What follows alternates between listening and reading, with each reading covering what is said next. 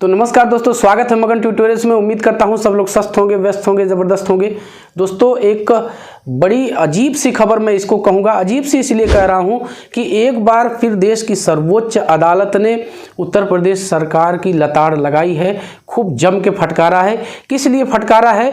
तो शिक्षक भर्ती में देरी के लिए ये फटकार मिली है कोर्ट की तरफ से दोस्तों। तो पहले मैं आपको प्रूफ ही दिखा देता हूँ, क्योंकि आप लोग को प्रूफ चाहिए दोस्तों। तो सीधे स्क्रीन पे आते हैं, यहाँ पे मैं आपको दिखा देता हूँ।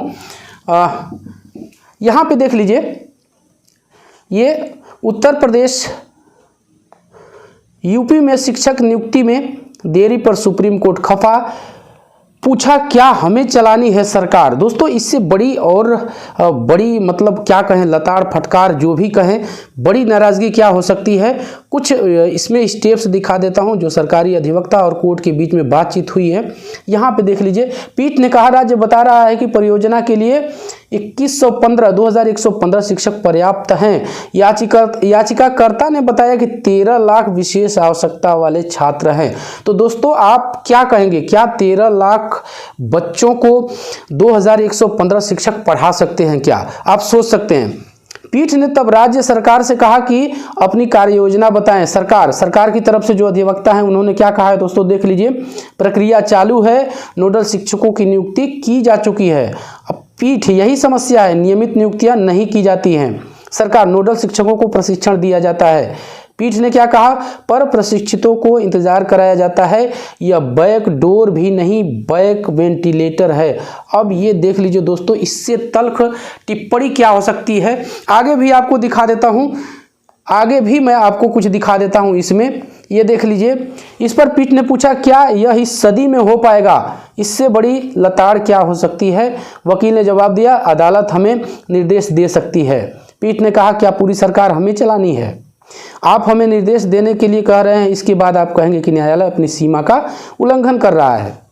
इस मामले में अगली सुनवाई दिसंबर के दूसरे हफ्ते में होगी। और भी चीज़ें हैं दोस्तों इसी से संबंधित, लेकिन इस खबर को दोस्तों हम अब सुपर टेट की जो नियमित वैकेंसी है, ये विशेष आवश्यकता वाले बच्चों के बारे में है, यानी जो मूक बधिर दिव्यांग बच्चे हैं उनके लिए शिक्षकों की नियुक्ति के बारे में है, विशेष शिक्षकों की नियुक्ति की। लेकिन यहाँ अभी कोर्ट ने, सरकार ने खुद ही माना था कुछ दिन पहले कि लगभग 65,000 के करीब सीटें खाली हैं। तो फिर उसमें नियुक्ति की बाधा क्या है दोस्तों? अच्छा, एक चीज़ मुझे और यहाँ पे बात करनी है आपसे दोस्तों। जिन लोगों ने भी, जिन बच्चों ने, कुछ बच्चों ने कमेंट भी किया कि सर हमने जो लाइव टेलीकास्ट देखा था सुप्रीम कोर्ट की सुनवाई का, वहाँ पे जजेस महोदय अपने में बात करके हंस रहे थे।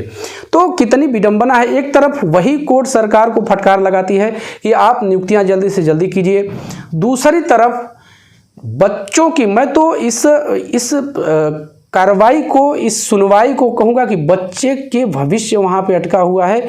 बच्चों की भविष्य की वहाँ पे सुनवाई हो रही है और जज महोदय लोग बैठ के और एंजॉय कर रहे हैं अपने आप में। तो खैर, शायद उनका वही स्टाइल हो, वही काम करने का तरीका हो, उस पर बातचीत नहीं करनी है। लेकिन कम से कम सुप्रीम कोर्ट को भी तो ये मामले की संवेदनशीलता, मामले की महत्वपूर्ण होने की जानकारी उनको होनी चाहिए, और होगी, मैं ऐसा नहीं कहता।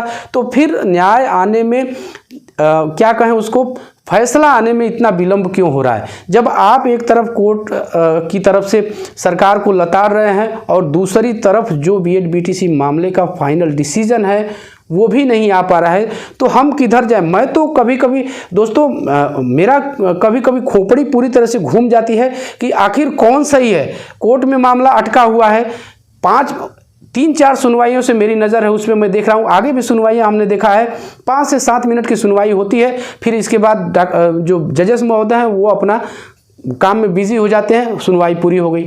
तो फिर क्या प्रक्रिया है? हम तो कोर्ट में बैठे नहीं, हम नहीं जानते कि किस तरह से सुनवाई होती है। लेकिन दोस्तों, कहीं ना कहीं बॉडी लैंग्वेज जो उस दिन की थी, तो भाई वो बड़े लोग हैं, उनको क्या फ़र्क पड़ता है। यहाँ पे मैंने कुछ यहाँ पे पॉइंट्स लिख दिए हैं दोस्तों। क्या प्रभाव हो सकता है भर्ती पे? देखिए, कोर्ट की चूंकि नाराजगी मिली है तो सरकार भी जरूर एक्टिव होगी, और एक्टिव होने का एक कारण ये भी है दोस्तों, मैं पहले भी आपको बता चुका हूँ कि जैसे जैसे लोकसभा चुनाव की तारीख नज़दीक आती जाएगी वैसे वैसे सरकार की कार्यप्रणाली भी बदलती जाएगी, चेंज होगी।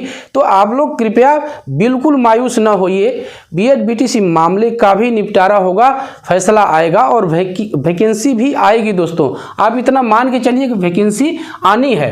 क्या सरकार भर्ती पर विचार कर सकती है? बिल्कुल। इस समय सारी चीज़ें दोस्तों, अब चूंकि कोर्ट भी कह रहा है और आप लोगों ने देखा होगा ट्विटर अभियान, तमाम तरह के आंदोलन, तो सारी चीज़ें एक साथ शुरू हो गई हैं। सरकार पे दबाव तो ज़रूर है और हम इस बीच ये उम्मीद कर सकते हैं कि शायद आने वाले कुछ दिनों में वैकेंसी की सूचना हमें मिल सकती है, कोई नोटिफिकेशन हमें देखने के लिए मिल सकती है। हाँ, चलते चलते एक चीज़ ज़रूर आपसे कहूँगा दोस्तों कि आप लोग थोड़ा, भले ही आपका मन नहीं लगता हो, लेकिन उसी में थोड़ा बहुत आप लोग पढ़ा लिखा कीजिए, इससे आप ही का फ़ायदा होगा। क्योंकि देखिए, सीटें आएंगी तो ऐसा नहीं है कि जितने कैंडिडेट्स होंगे उतनी सीटें आ जाएंगी, कंपटीशन आपके बीच होगा, और जो पढ़ा रहेगा बच्चा, जो पहले से तैयारी किया रहेगा, उसको ज़रूर इसमें फ़ायदा होगा।